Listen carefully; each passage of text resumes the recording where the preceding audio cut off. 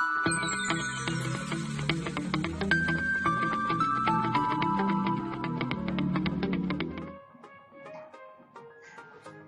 friends, this is Kruti J. Pancholi, Assistant Professor in LJ Institute of Engineering and Technology in Department of Electronics and Communication.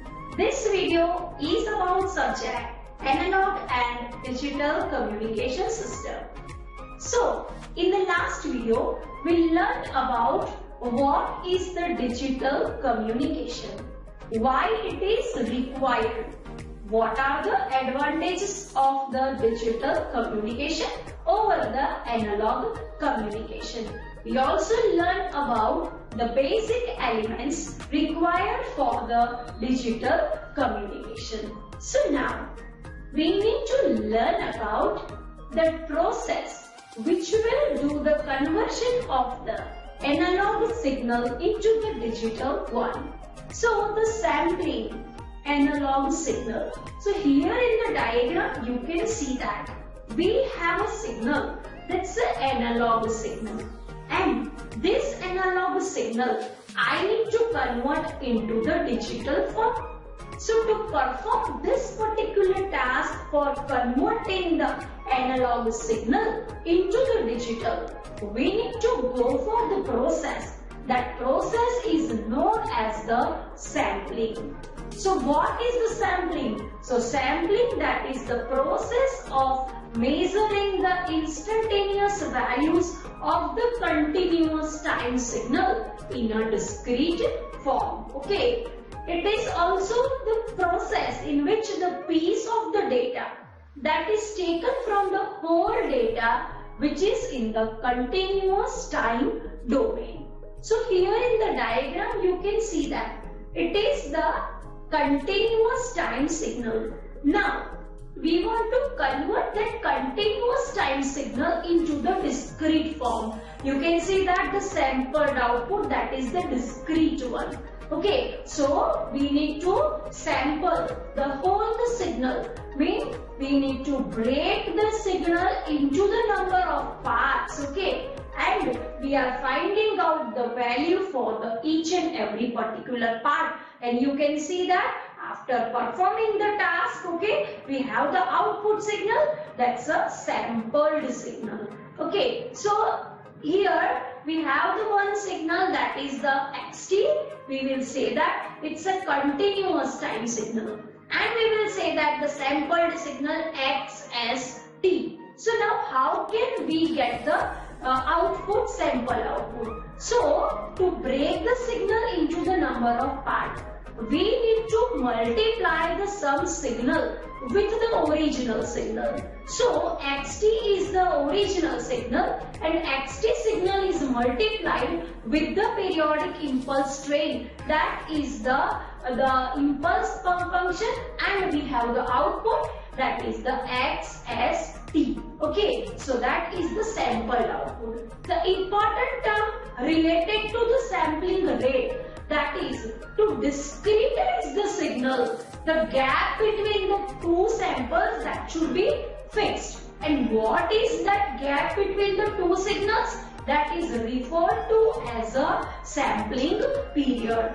And the reciprocal of that sampling period is known as the sampling frequency. So sampling frequency, that is the fs, is equal to 1 upon ts. Okay, so this is the sampling rate. Okay, and sampling frequency, that can be also known as the sampling rate. Okay, and this sampling rate, that denotes us that how many samples, okay, mean the number of samples that taken per second, okay, or for a finite set of the values. Okay, so whenever for an analog signal to be reconstructed from the digital signal, the sampling rate should be highly considered, because the analog signal we have taken, we have the sampled output. Now we want to make the discrete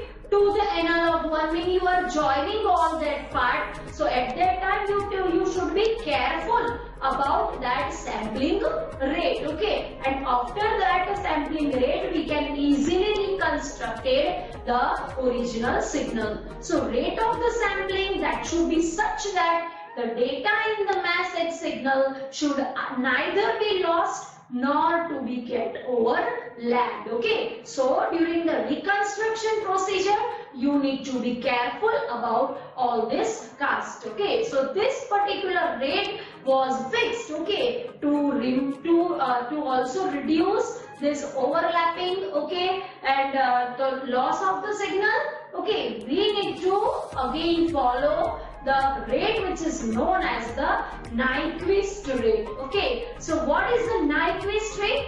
The Nyquist rate means, suppose the signal is a band limited with a no frequency component higher than the W hertz. Okay, W is the highest frequency, suppose. Okay, then for effective reproduction of the signal, the sampling rate that should be always twice the highest frequency.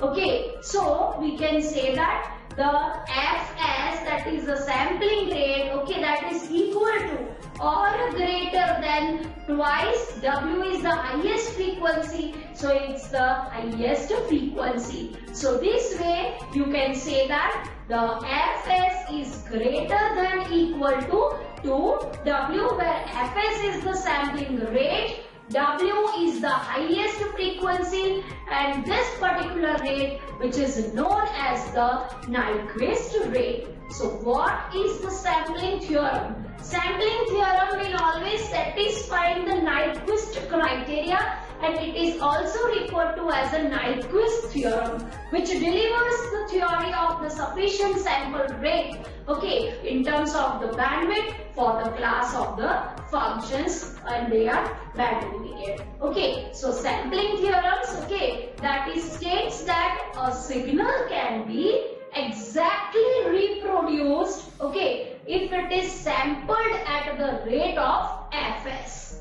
which is greater than twice the maximum frequency W. So you need to be careful about the criteria, that is Fs is greater than equal to Fm. Okay, another thing, that is at the other side, if you are to understand the sampling theorem, you need to be considered that a band limited signal and a signal value, okay, that is non-zero between the W and the minus W. Okay, so a band limited signal of a finite energy has no frequency component higher than the W hertz is completely described by specifying the value of the signal instant of the time separated by the 1/2W second, and this would be performed at the transmitting side. Another end, the same thing would be followed. The sampling rate, if it is followed, okay, then we can reconstruct the signal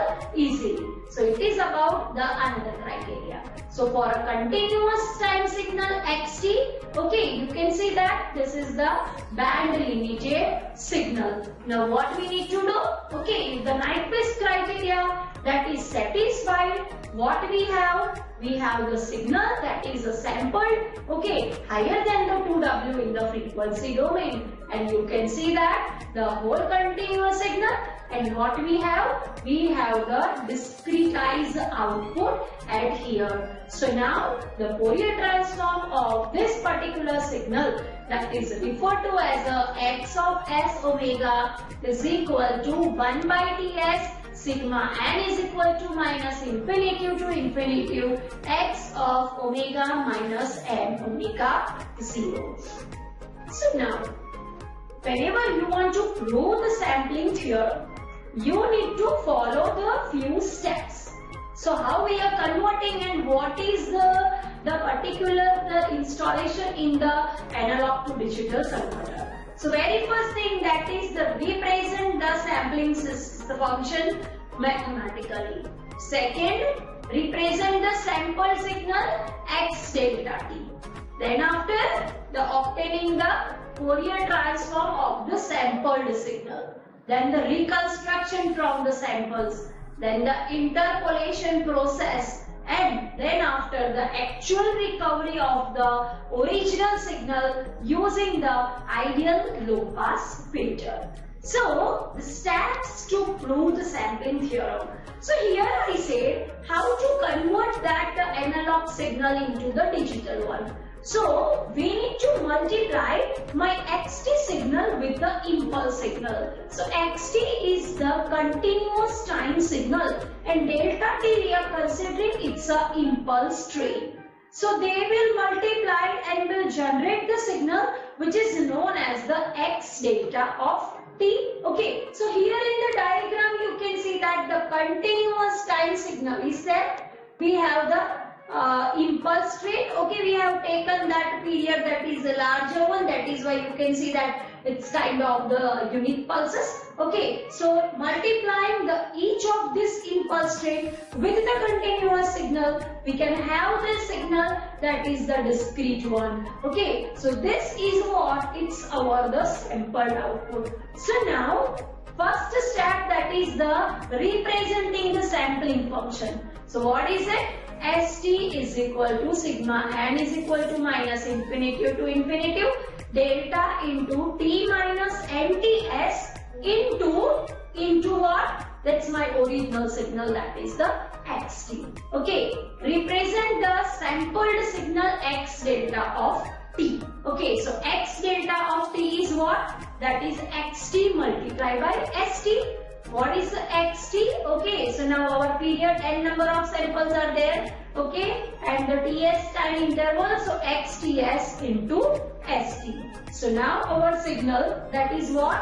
It's x delta of t is equal to sigma n is equal to minus infinity to infinity x nts into delta t minus nts. Okay, so we have the output signal, that is the SF is equal to Fs sigma n is equal to minus infinity to infinity del F minus NFS. Now x delta t is equal to what? So xt into st. The Fourier transform of that is what?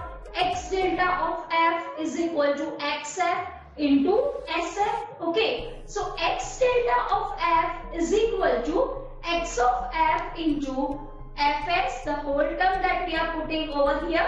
Okay, so this is the fs sigma n is equal to minus infinity to infinity delta f minus nf x. Okay, so this way we can obtain the Fourier transform of the sampled signal. Okay, so now we'll take that f is outside and it is the sigma n equal to minus infinity to infinity x of f into delta f minus nfs. Okay, so what is it? It is nothing but the fs sigma n equal to minus infinity to infinity x of f minus nfs. Okay, so now you can see the signal we have, that is the x of f is equal to 1 upon f into x delta f sigma x of n minus f minus nfs. Okay, so now in the range of the minus w to w we have the particular signal. Okay, so xf is equal to 1 upon fs x delta of f. But what is the fs? Fs is the 2w. So by putting all this thing, we can have the signal at the output side. Okay, now we have the sampled output. Now from the sampled output, we need to construct the original signal. So here you can see that we have the ideal low pass filter and input for the low pass filter, that are the samples, and output, that is the analog signal GT. Okay, so now the last one, that is the graphical representation in the interpolation process. So you can see that the xt signal we have after applying that the sampling process. What we have? I have divided that every particular the the form. Okay, here I have the particular sample values. Okay, and if the particular criteria that won't follow, all the samples, they are overlapped, and that overlapping of the signal, which is referred to as aliasing. Okay, so actual recovery of the XT using the ideal low pass filter. So now we have the sample output. By passing them from the reconstruction filter, we can have the original signal that back. Okay, so if the Nyquist criteria that won't follow during the transmission, okay, during the designing, then the aliasing error that will occur. So in practice, a message signal is not strictly band limited, with the result that some degree of undersampling is encountered, as a consequence of which aliasing is produced by sampling process. So while the Fs is less than 2W, the aliasing or the overlapping of the signal would occur. So you can see over here that if the criteria, okay, that won't follow, what happened? Here you can see that the overlapping of the two signals that would be there, and whichever the overlapped part is there, that can be also removed or that is lost. Okay, so that's nothing but that's results in form of the information loss. Okay, so we can observe from the pattern, okay, that overlapping of the information is done, which leads to mixing up and loss of information, and this unwanted phenomenon of overlapping is known as the aliasing. Okay, so this is about the sampling, okay, and it is about the aliasing. So thank you very much everyone.